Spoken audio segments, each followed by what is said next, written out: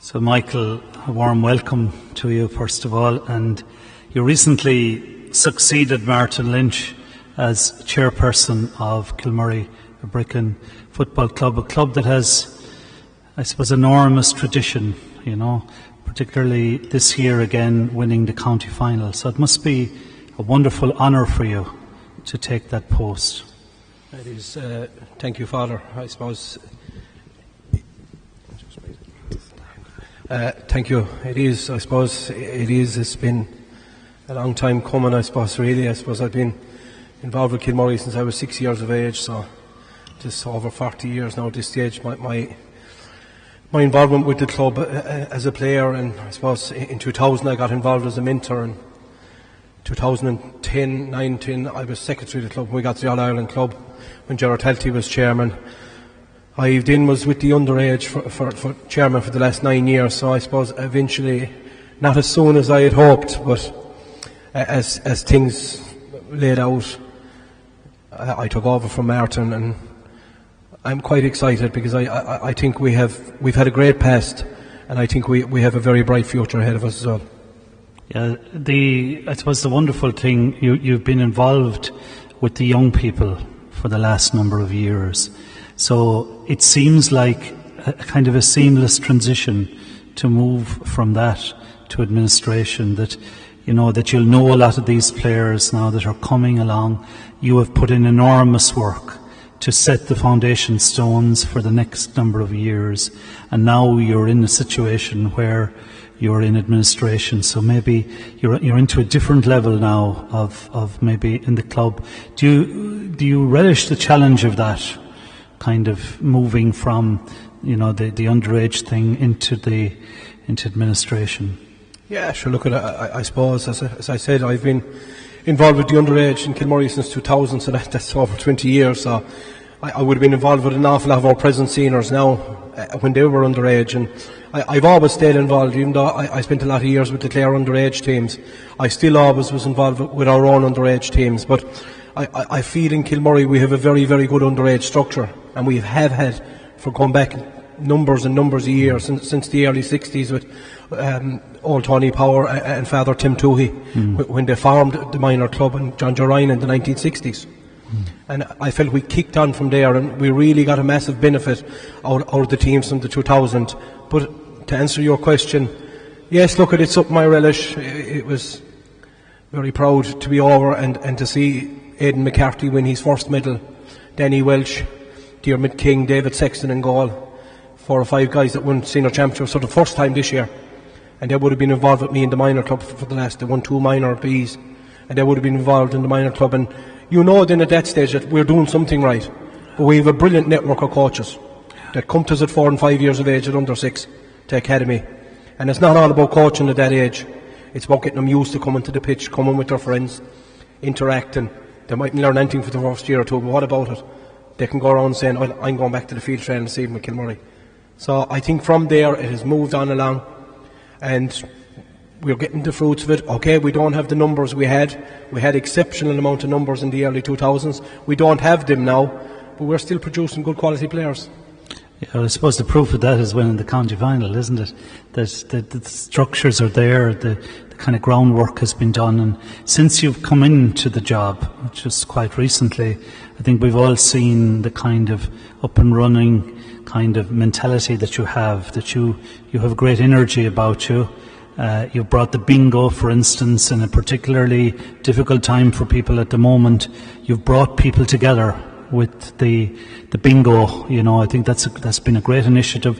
You have an energy about you that I think you're going to bring some great things in the next while. So you're looking forward to that. And tell me maybe about your plans, the kind of things that you would love to see happening, and the kind of things that you're planning for as you begin your time as chairperson now. Yeah, I suppose, look, again, I suppose it's very important when you go into a new job that you do hit the ground running, as you said, and I think if you start, that's the way you can continue. If you go in and you're just moping around, you got to go in and have a go at it, So, as you spoke about the online bingo, which has been a phenomenal success over the last 4 weeks, it's for people watching. It's an online bingo that's ran on a Monday night. It's done over Zoom, so you play from your own home.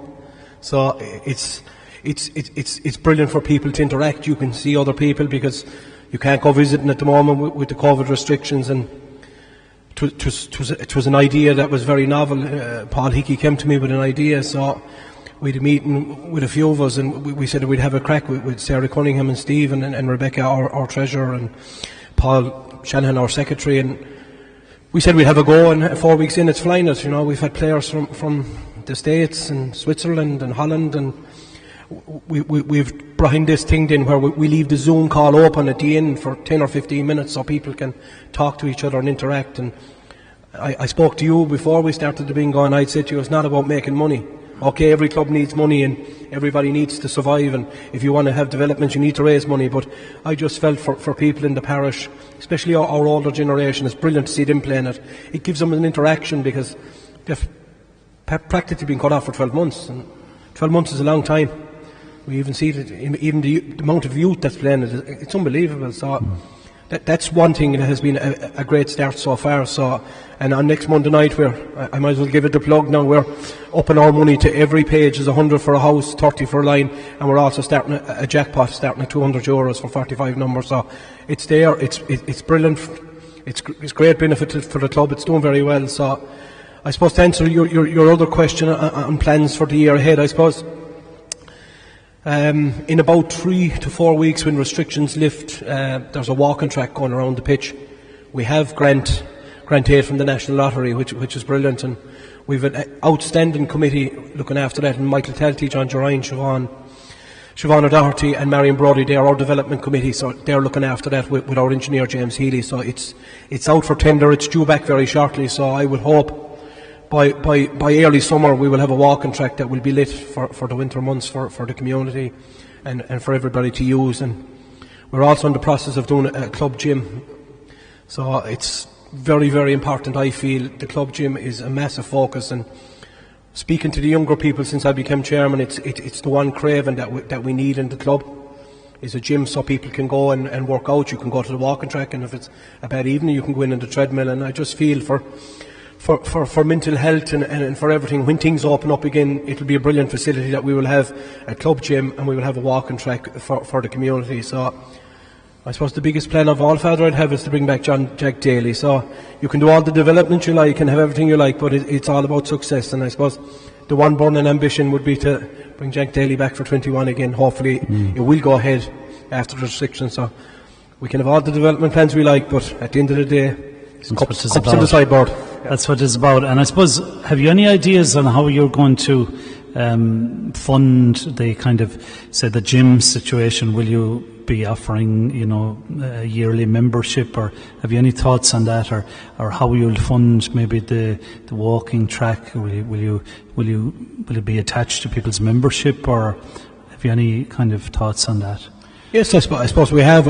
As I said to you already, we have got funding for the walking track, and as you know, we run a 300 club every year, so the money from the 2020 300 club will go into the walking track as well. So we haven't really nailed down what the membership is going to be, but we hope to offer a membership that you will be able to use the gym and the walking track and also be a member of the club, and obviously keep it as cheap as possible for people, not to put it out of their reach. But going to the gym, then there's a few ideas we'll have to come up with there, right? But hopefully the money from the 300 club for 2021 will go into the gym.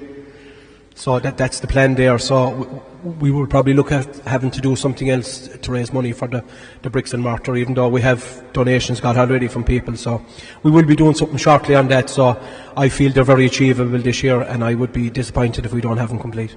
Well done. That's wonderful. Can you maybe talk to us a little bit about the impact you think that COVID has had on the GAA, and I suppose on a wider level on the community, because the GAA and the community are very intermingled, and so much about us has to do with our sense of place, has to do with the backing of the team, all of that, and we've seen a whole kind of a lockdown of all those activities now. How do you think it has affected people and has affected players, and I know it's affected mentors in terms of preparation. There's a whole knock-on effect. Can you just say a little bit about that, or how do you see that it has affected people?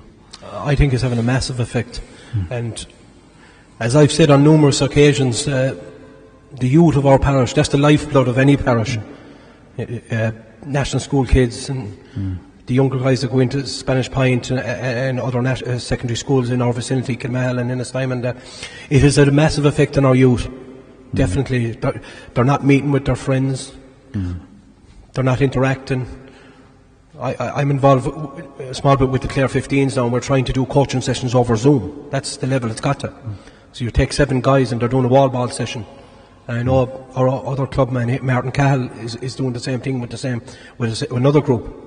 And that's going on all over the county. But to answer your question, it's having a massive effect, especially on younger kids. My worry is when it comes back and training comes back, are we going to lose out on young people playing, be it girls in the ladies club or boys in the underage club? I feel we're going to lose players, because you're always going to have the players that are iffy, whether they could take it or leave it, whether they play or not. But if they're going all the time and they're going to train, they get used to it. It becomes repetition to keep going.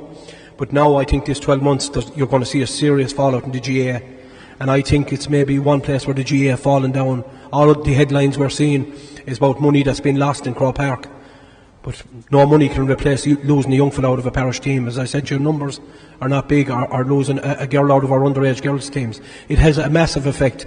Going to the older guys, I know when it gets to, I have a fellow myself that's 17, when you get to that age, guys are training themselves. You know, they take it upon themselves, they do their own strength and conditioning, they do their own running programs. But the younger guys down, the 6s, 7s, 8s, 9s and 10s, I feel that we're going to have to do an awful lot of work there to get them back up and running when they're going. There'll have to be an awful lot of focus on them. Going to senior players, I suppose the one effect I would see, you were saying about the community and developing our senior team, I would see losing the QC Cup last year and this year has a detrimental effect on the development of our 18, 19, 20, 21 year olds. Because if you get, it's the equivalent to the Clare Cup in hurling, if you get 7 or 8 good league games against your Milltowns and your Dunbegs and your top teams, your Cratlows and these lads, St. Breckens, that will improve players. Whereas last year you went into the heat of championship, and you can't really try things out in the day of the championship, because you're coming back the road with your bag above your shoulder and you're out of the championship. So you can't take a punt. It's very hard for a management to take a punt on a guy that they're not sure of, because he's only coming up through the ranks. So it's very hard. Now, your Aidan McCarthy's and your Denny Welch's, these lads will always break through because they're county standard players. They will always come through. But for the guy that has the potential, the loss of the QC Cup, and I have a fear it'll go again this year, that development is going to have a serious effect going forward. So it's how clubs deal with that, and getting games for players is going to be tough. But in the wider community, I suppose, Father, to answer your question on that, I suppose to hit it home to me is to be over to county final and only 200 people there, from Kilmurry. Like, you wouldn't be able to go up and down the streets with Kilmurry jerseys and flags on a normal county final day. And then you had no celebrations, and an awful lot of people, especially older people in the parish, look forward to the medal presentation, which didn't happen either because of restrictions. So it is a whole knock-on effect. But we hope with the vaccine coming out that we'll get back to some bit of normality. But to answer your question, it's going to have a detrimental effect long term, I think. And I suppose we miss sport, because sport is it's a moment of conversation, isn't it? That people, we talk a lot about it, don't we? We go back over matches. It is a focus, and it's also a distraction.